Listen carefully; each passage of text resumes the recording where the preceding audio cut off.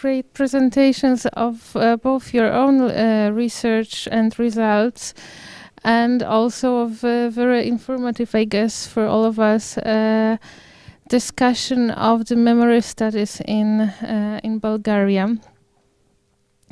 I will now ask the commentator to give her comments. Grażyna Szwat-Gyłybowa is professor at the Institute of Slavic Studies at the Polish Academy of Sciences. She is the author of numerous articles and books that are dealing with cultural, religious, and ethnic and polyethnic identities and memories, including Bulgarian symbols and myths. Thank you very much for the invitation and for the possibility to comment papers of our colleagues from Sofia. As we know, memory research has become very popular in recent decades and has grown to be separate denomination of the humanities and social sciences. In post-communist societies, the role is very important. In this speech today, all three researchers introduced the year 1989 as a turning point. Of course, they show us very large scientific material and very complicated picture about Bulgarian researchers in the field of memory. But that turning point is very important. I think it is the key to understanding things. We accept, sometimes without intellectual reflection, that that date was the date of birth of democracy, the release of science and culture from the straitjacket of censorship, ideological and institutional constraints. In the scientific reflection on memory, it was also the moment when diversities became equal, and the narrative voice, which had remained outside the official history of winners, was accepted. This representation of polyphony in the study of memory, which is of undisputed value, however, has various branches and sometimes can lead to a reversal effect.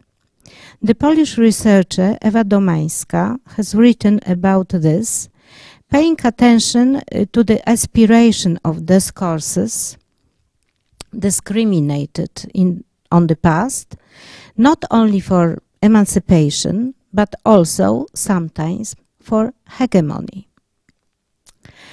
Whether in Bulgaria this kind of phenomena can be observed, and whether research is done on the memory of groups that parasite on the values of the liberal system, such as tolerance, pluralism, but emancipate in a manner inconsistent with them. Aren't there concerns that the equality of conflicting discourses resulting from the respect for ideological pluralism, for example, beneficiaries of the communist system and their victims, can lead to a dilution of values? Is it correct to ask who are the dominant symbolic owners of the Bulgarian memories today? The next question, I think very important, is what is the influence of the Bulgarian culture before 1989 for contemporary studies of Bulgarian collective memories? In the period of the communist regime, there was no samizdat in Bulgaria, and the MEG publications were unknown or known only incidentally. Only the privileged could read emigre publication, Western publication. The broadcast of Radio Free Europe, the Voice of America, Deutsche Welle were the only source of alternative information. In this situation, we can speak about the sudden replacement of the discourse hegemony from communist to liberal. I was not presided by it was not presided by greater social independent movements without any intermediate link between epochs. For example, in the form of social dialogue independent of censorship restrictions.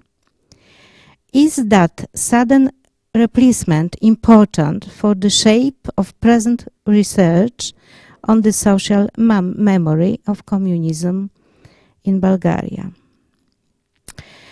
The next question connected with that is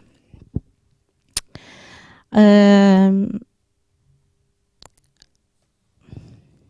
the scientific and political discourse of the Zhivkovian period, starting from 60s, the left nationalism in Bulgaria, represented by the state, was on the high political position. What is the significance of this factor for the study of the Bulgarian collective memory in the post-communist period? I'm speaking about it, thinking at the same time about Batak as a place or site, if you prefer, memory. And finally, I would like to thank to Mrs. or Miss Jancheva for her interesting case study of several variants of local memory of the collectivization. The Bessarabian case is a very significant one for me. In her speech, Dr. Jancheva puts an emphasis on the pluralism of narrative, the shape of which depends on the foundational experience. As we know, the category of experience, as it is understood by, for example, Martin Jay in his book Songs of Experience, and before him by Victor Turner and Edward Brunner, that category today is a key role in the humanistic discussion. In the introduction of his book, Jay cites the thought of the Italian philosopher Giorgio Agamben, who says that a modern man has been deprived of his biography. He lost his possibility to express his own experience. That inability is, however, integrated with the ability to reproduce ideas about world order in accordance with the cultural matrix of the traditional society. In the Bulgarian auto-stereotype, including, of course, the image of Baiganio by Aleko Konstantinov, or ideas of Bojan Penev, pragmatism is perceived as the foundation for the identity of Bulgarians. However, wouldn't referrals to other elements of mentality complicate this image? I think about those matrix of ideas which we can discuss in the perspective of Brodel's longue durée, and which have pre-modern roots and allowing us to analyze them in terms of the post-colonial discourse. In Poland, before 2 years, was published a book, Kolchozniks, by Anna Engelking. The author revealed the remarkable stability of the feudal model of the world reproduced by the Belarusian collective farmers after the collectivization of land belonging to their pre-war Polish lords. As we know, the Polish borders were shifted 140 kilometers to the west after the war. The author asks, what made the Belarusian peasants get used to the kolkhoz system? Why do they accept it today without wishing to change it? In searching for answer, Engelking notes the archaic peasant conception of fate linked to the fatalistic attitudes and the traditional system of peasant values tied to the ethos of survival. Once convinced that the kolkhoz has to stay, the kolchozniks return to the social attitude patterns practiced and transmitted by generations of their ancestors and pre-modern mental cliché. It may to be good, maybe, to ask whether the attitude of Bulgarians to collectivization tells us something interesting about the Bulgarian revolutions on the 20th century. In his book, A Dreamed Revolution, Exercises in Historical Logic, Polish researcher Andrzej Leder attempts to reevaluate the social revolution took place in Poland in the years 1939-1956. The beneficiaries of which became the peasantry, richer in Poland after the land of nobility was reallotted, and the middle class. The cost of that revolution was declassing by the third power, the nobility, and the physical extermination by the other third power of Jews. Social stratification in pre-war Bulgaria was different, of course, than in Poland. Land was taken away rather than given. So maybe it's good to ask what the traumas of the Bulgarian Revolution say us about main streams of the Bulgarian society. Maybe the most interesting source for that knowledge is not what the peasants say, but what the peasant suffers, what they pass over the silence. Thank you for now.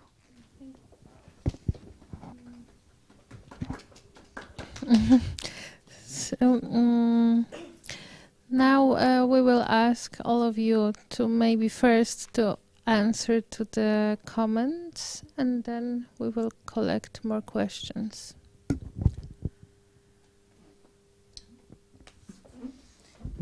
Thank you to Professor Grażyna Szwat for this interesting for the comments. I don't know what to say, but the questions are too many and interesting questions, I think, and probably the most important was this border time. I would say that the year of 1989 as a point of departure of a new era of post-socialist times. And this is not in generally speaking, it is a symbolic one, not so so directly related to the scientific development or the everyday life of people. The day of 10th of November 1989 was symbolic in many meanings, and the important one was this symbolic end of the communist regime. And in the next years, it became more and more loaded with meanings in this in this direction. So I would say it is so normal to speak about this year as border time. About the collectivization, Jana could say more probably about the consequences of collectivization in the everyday life, but I only would like to mention that it's her research was dedicated to the memory on collectivization, not on memory on collectivization per se. It was more or less a strict historically work with other sources, but more about collectivization she would say alone. Yeah. Thank you very much. There's really so many questions about the effects of collectivization on rural population. About the trauma, I can say that yes, in Bulgarian case it was different because really people, most of the peasants and rural population, they weren't rich. They didn't have big pieces of land. They didn't possess a lot of land, but although for them it was traumatizing even for the people, and the research shows that even people who are rationalized in the village as poor people, they resisted severely than the people who were accepted like rich people. And for them it was traumatizing moment because this attachment to land was not only economical but also emotional, and it was a very important moment to that a peasant can is able to protect the land he inherited from his father, and that he will be able to transmit it to his children. That's why the collectivization is a kind of declassation, because for the people it was important to be kind of masters of their own destiny, and especially in one of the villages, Mezdreya, and becoming members of the collective farm, they almost lose lots of rights, and their incomes are totally lost. But in Brestovica it shows another situation, that people are able to, working in the cooperative farm, they are able to improve their economic and social position, and they accept it as social revolution in their lifestyle. The consequences of everyday life, they are really a lot, and again, both villages don't show the similar situation. In the one village, as I said, people have their improvement of their lifestyle and social position in much higher level, and in the other village, in the mountain village, there is the opposite result. The agriculture reaches lower levels of its development, and I also would like to say something about the Bulgarian stereotype of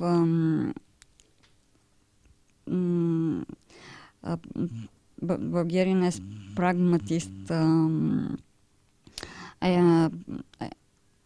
perception of itself. It is very well, it can be seen in Bessarabia, where people were discussing who were perceived by the authority like kulaks, and all the people say that the kulaks were the rich people, but the rich people is not, they say хозяйственни, the rich people not as wealthy, but the people who, they always mention the people who worked a lot, who worked by themselves, and because they were very hardworking, they get more. And also they always present this explanation with another point, that after deportation in another part of the Soviet Union, these people they showed that they can reach the same level, and their situation was improved once again. The dominant discourse nowadays about collectivization is maybe still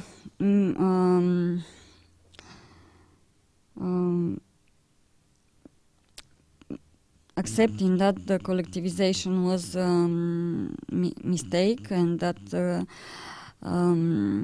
it led the Bulgarian agriculture to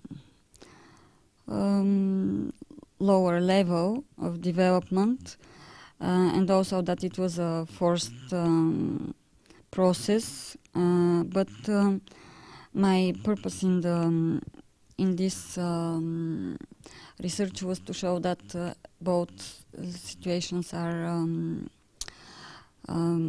relevant, and that we can't accept the one or the other idea, and that they are both legitimate, I think.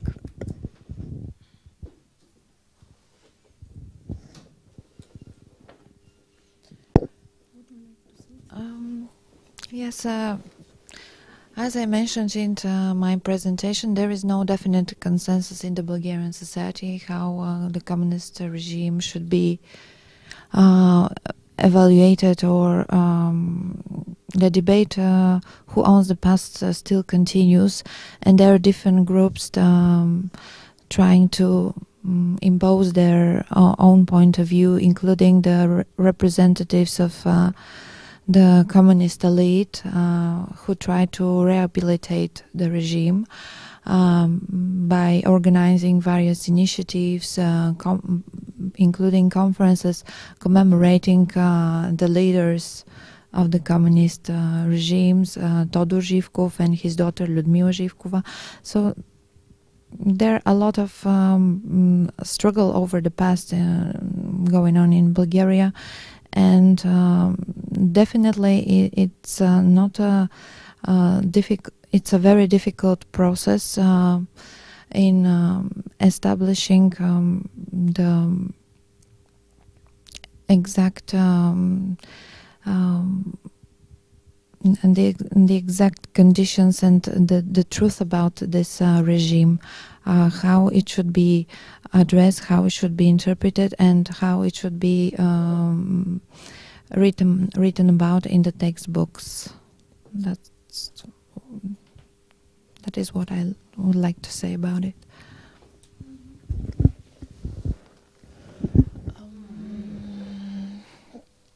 Do we have some questions from the audience? We have or we don't have? Do we have? Okay. I can have a question. Okay. I don't have anything to write, so I didn't have time to write it down. But I have a few questions. I really liked what Dr. Bogdanova said about the consumption approach, like describing the consumption patterns in the communist times. And I was wondering, do you have also, apart from the collectivization studies, so to say, something about the labor industry, or the big factories and the memory of work? Do you have any kind of memory study about this in Bulgaria? And if it's so, in what direction does it go? Is it more nostalgia to the communist times, or more like denial of the not very efficient work in communist times? This is my first question. And the other question is about the actors, because you said that there are several institutions. Do you have something like the Institute of National Memory established by the state as the main actor, or it is not the case? Because in some of the countries like Czech Republic or Slovakia or in Poland, we have the Nation's Memory Institute, which plays a very, very important role in the memory politics of memory. And how is it in Bulgaria? Because you said about the communists trying to somehow shape the discourse, but is there any other side, like those who want to punish the communist regime? Yeah, those are my questions. Thanks. Are there more? Okay, I will just add my own, and then we will ask you to refer to. Oh, sorry. All of them together. I'm a mess. Sorry. I found it really interesting when you were trying to show us the genealogies of the memory studies in Bulgaria, that there were so many references to works from anthropology, ethnology, cultural studies, and maybe it is because of your own background, but also I saw a visible difference with two of our colleagues from Poland, Janna Wawrzyniak and Kornelia Kończal, who tried to show a similar study in an article on how memory studies have developed in Poland, that most of the input on memory studies was more from history and sociology. So is it, if you could maybe once again reflect on it, where the impetus, the impulse has come from in Bulgaria for the, as you have shown us, actually a memory boom, yes, too. And what is the relation, how autonomously it has developed within Bulgarian research traditions, and what were the influences of global Western memory studies, as we have found also very significant in Poland and in other countries in Central and Eastern Europe. Yeah, thank you for this question, really very important. I think we all three agree that in Bulgaria the most interesting things in memory studies come firstly from the peripheral, so to say, fields, not from history, from ethnology, from sociology. Firstly, I spoke about Liliana Dejanova and the circle of sociologists who developed the first projects in biographical studies, in memory studies. Then the colleagues from Southwest Bulgarian University, also on, so to say, peripheral side in the Bulgarian sciences, although they are historians, but the autobiographical methods was developed in their works first, and then a project done by Bulgarian ethnologists, also sociologists, leading by the Historical Institute in Graz, the Abteilung für südosteuropäische Geschichte, led by Professor Karl Kaser and Professor Mitterauer. It was project about kinship and kinship relations in Bulgaria, but based on biographical research. It was in early 90s, and I think it was very important. Such very important point in developing of Bulgarian ethnology and also historical anthropology.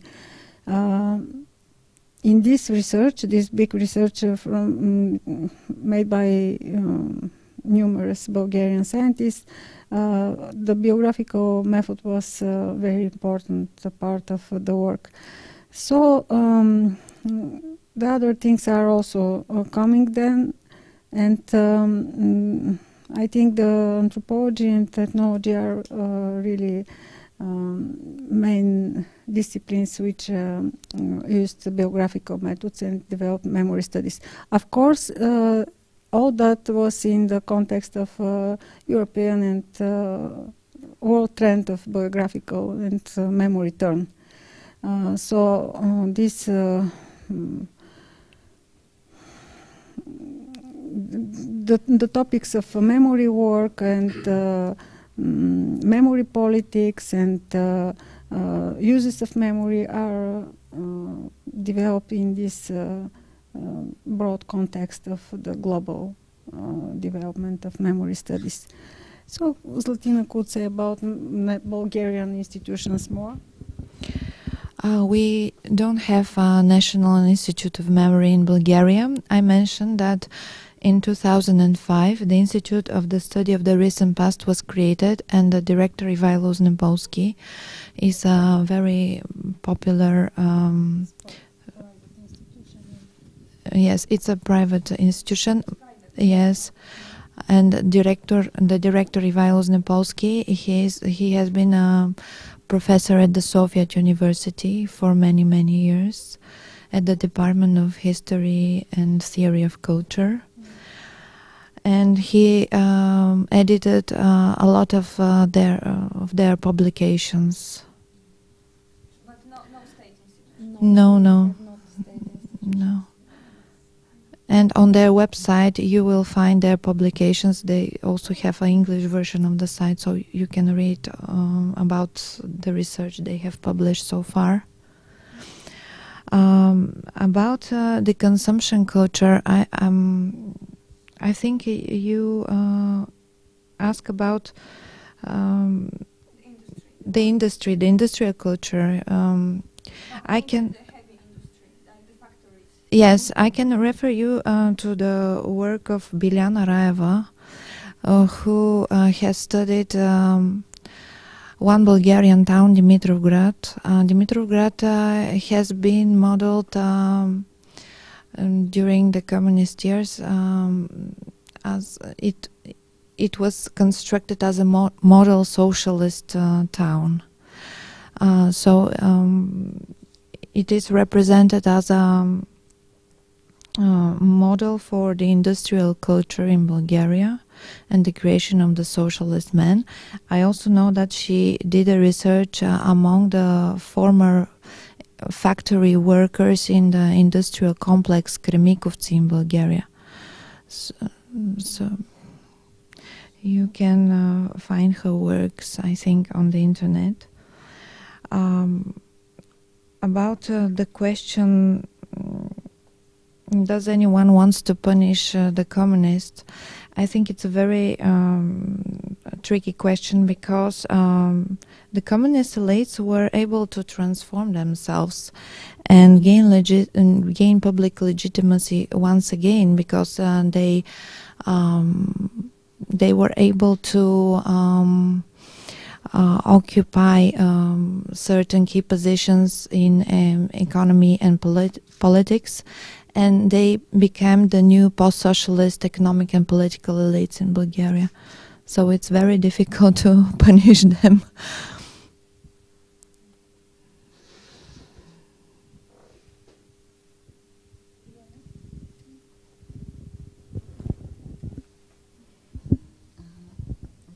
That there is a question to me.